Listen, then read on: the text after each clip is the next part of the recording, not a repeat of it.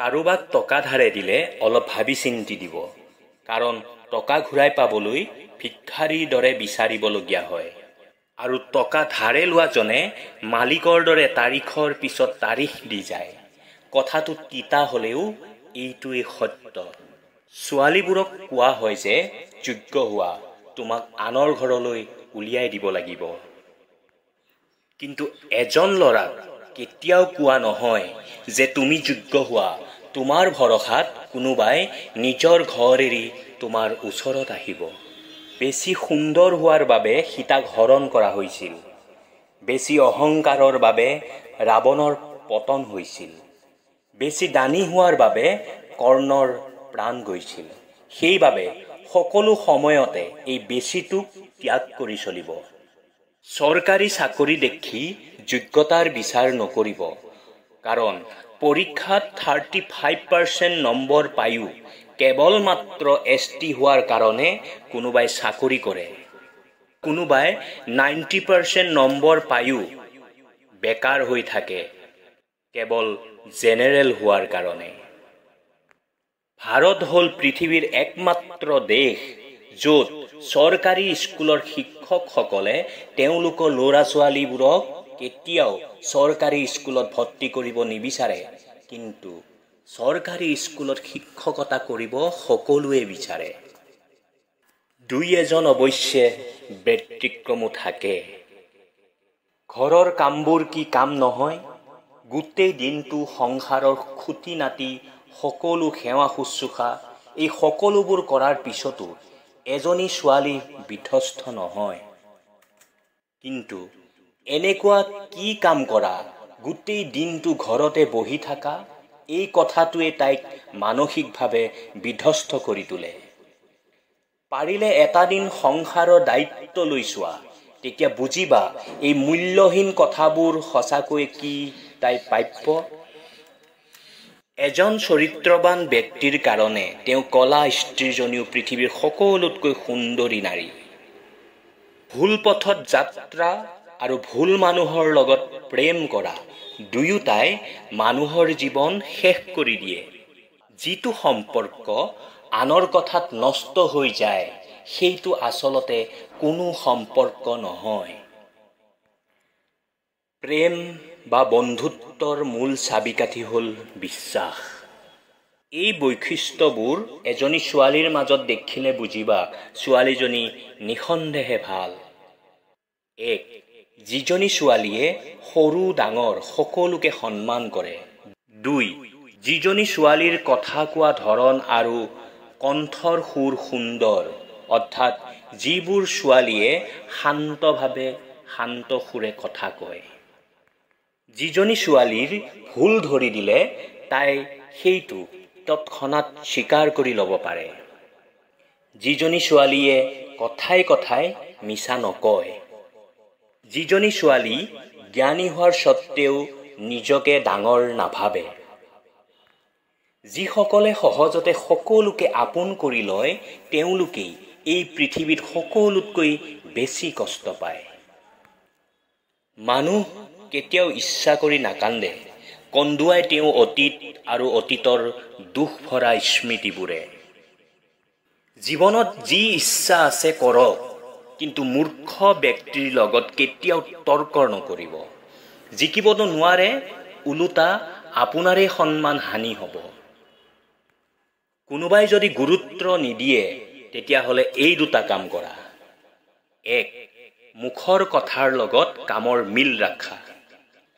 2. নিজৰ যি আছে সেইটোক লৈয়ে সুখী থাকা, কাৰণ যিজনে নিজকে সুখী ৰাখিব নোৱাৰে তেওঁক কোনেও গুৰুত্ব নিদিয়ে। জীৱনত বেয়া সময় আহিবই, মানুহে মানুহক বিশ্বাসঘাতকতা কৰিবই, কাষৰ মানুহবোৰ পৰিৱৰ্তন হ'বই, বন্ধু বান্ধৱীয়ে বেইমানি কৰিবই। এই সকলোবোৰ মানি ল'বলৈ শিকিবই লাগিব। মনত ৰাখিব, জীৱনত পোৱা আৰু হেৰুৱাৰ হিচাপটো মৰিশালীলৈ যোৱাৰ আগ পৰ্যন্ত কেতিয়াও নিমিলে। ৰক্তৰ সম্পৰ্কৰ বাহিৰেও কোনোবাই যদি তোমাৰ কাৰণে কান্দে, তেনেহ'লে বুজিবা তেওঁ নিজৰ জীৱনতকৈও বেছি তোমাক ভাল পায়।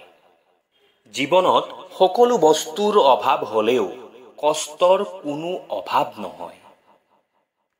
দৰিদ্ৰতাৰ বিৰুদ্ধে যুদ্ধ কৰা দৰিদ্ৰৰ লগত নহয়। যদি পথাৰত বীজ অংকুৰিত নকৰে তেন্তে প্ৰকৃতিয়ে পথাৰত বনৰীয়া ঘাঁহেৰে ভৰাই তোলে। ঠিক একেদৰেই মগজুত যদি যোগাত্মক চিন্তাধাৰাৰে পৰিপুষ্ট কৰি নাৰাখে তেতিয়া ঋণাত্মক চিন্তাধাৰাই নিজৰ ঠাই বনাই ল'ব। বিশ্বাস অবিহনে ভাল পোৱা নহয়। যাক বিশ্বাস কৰিব নোৱাৰিবা তাক কেতিয়াও ভাল পাব নাযাবা। মনত ৰাখিবা, জীয়াই থাকিবলৈ উশাহ আৰু ভাল পাবলৈ বিশ্বাসৰ প্ৰয়োজন। তোমাক কোনোবাই বেয়া ভাবিলে তুমি মনত একো নাভাবিবা, কাৰণ এজন মানুহ কেতিয়াও সকলোৰে প্ৰিয় হ'ব নোৱাৰে। তুমি তোমাৰ বিবেকেৰে নিজৰ পথত চলা। যি চিনি পোৱাৰ সি তোমাক নিশ্চয় চিনি পাব, আৰু যি বুজি পোৱা সি নিশ্চয় বুজি পাব। শূন্যৰ তলত শূন্য বহালে যেনেদৰে যোগফল শূন্য হয়, একেদৰেই যি আপোনাৰ নহয় তাৰ কাৰণে গোটেই পৃথিৱীৰ লগত যুদ্ধ কৰিলেও সি আপোনাৰ নহয়। কাক কেনেকৈ বুজিব? তুমি কিমান ধুনীয়া সেইটো তোমাৰ ৰূপ দেখি নহয়, তোমাৰ মন দেখিলেই বুজিব পাৰি। তুমি কিমান শিক্ষিত সেইটো তোমাৰ ডিগ্ৰী দেখি নহয়, তোমাৰ ব্যৱহাৰ দেখিলেই বুজিব পাৰি। তুমি কিমান কাৰোবাক ভাল পোৱা সেইটো উপহাৰ দেখি নহয়, তাৰ প্ৰতি তোমাৰ আচৰণ দেখিলেই বুজিব পাৰি। তুমি যিমানেই ভাল মানুহ নোহোৱা কিয় কাৰোবাৰ নহয় কাৰোবাৰ কাষত তুমিও হয়তো বেয়া মানুহ। সময় সলনি হ'বলৈও সময় লাগে, কিন্তু মানুহ সলনি হ'বলৈ সময় নালাগে। যিটো মানুহে সকলোকে সবল মনেৰে বিশ্বাস কৰে সেই মানুহটোকেই চবেই ঠগায়। স্কুলীয়া জীৱনৰ বন্ধু কেতিয়াও হেৰুৱাব নিদিব, কাৰণ সিহঁতেই একমাত্ৰ বন্ধু যিয়ে আপোনাৰ যোগ্যতা বা চেহেৰা দেখি বন্ধুত্ব কৰা নাছিল।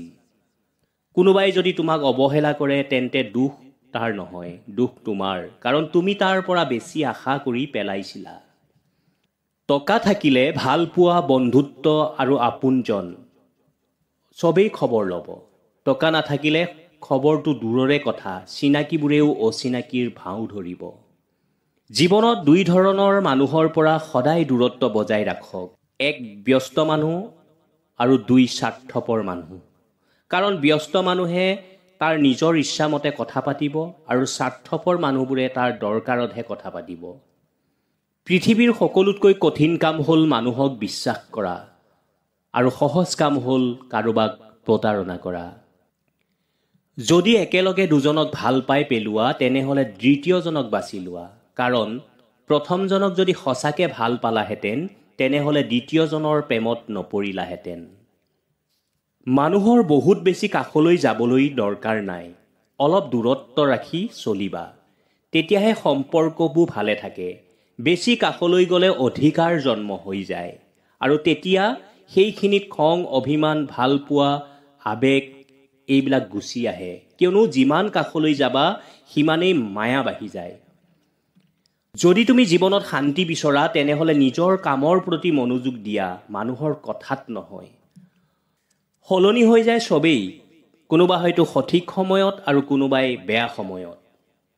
জীৱনত কেতিয়াও নিজৰ গুণবোৰৰ বাবে অহংকাৰ নকৰিবা, কাৰণ এটা শিলগুটি যেতিয়া পানীত পৰে তেতিয়া নিজৰ ওজনৰ বাবেই ডুবি যায়।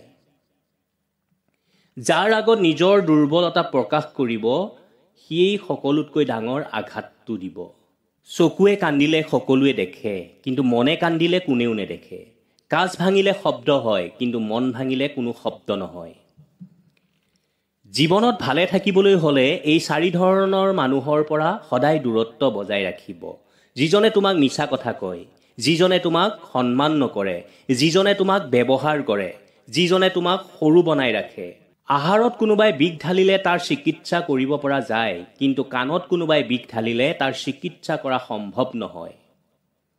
জীৱনত কিমান যে দামী দামী ৰেষ্টুৰেণ্টত কিমান যে কি খালোঁ, কিন্তু মাৰ হাতৰ দৰে সোৱাদ ক'তো নাপালোঁ। মানুহে গুহা এৰিলে, গছৰ ছাল এৰিলে, কেঁচা মাংস খাবলৈও এৰিলে আৰু নিজৰ মনুষ্যত্ব বোধো এৰিলে, কিন্তু আনক দেখি হিংসা কৰাটো মানুহে আজিও এৰিব নোৱাৰিলে। গাখীৰ, দৈ, ঘি, মাখন সকলো একেটা পৰাই সৃষ্টি, কিন্তু মূল্য সকলোৰে বেলেগ বেলেগ। সেয়ে মনত ৰাখিবা বন্ধুসকল, জন্মই কেতিয়াও শ্ৰেষ্ঠত্ব নিদিয়ে, কৰ্মইহে মূল্য নিৰ্ধাৰণ কৰে। কথা হজম কৰিব শিকক। এইটো বহুত ডাঙৰ গুণ। ই আপোনাক জয়ী হোৱাত সহায় কৰিব। কেতিয়াও তৰ্ক কৰি জয়ী হ'ব নাযাব। এইটো কেৱল সময়ৰ অপচয়। আপোনাক যিসকলে বিশ্বাস নকৰে তেওঁলোকৰ কথা বাদ দিয়ক। নিজকে বিশ্বাস কৰক।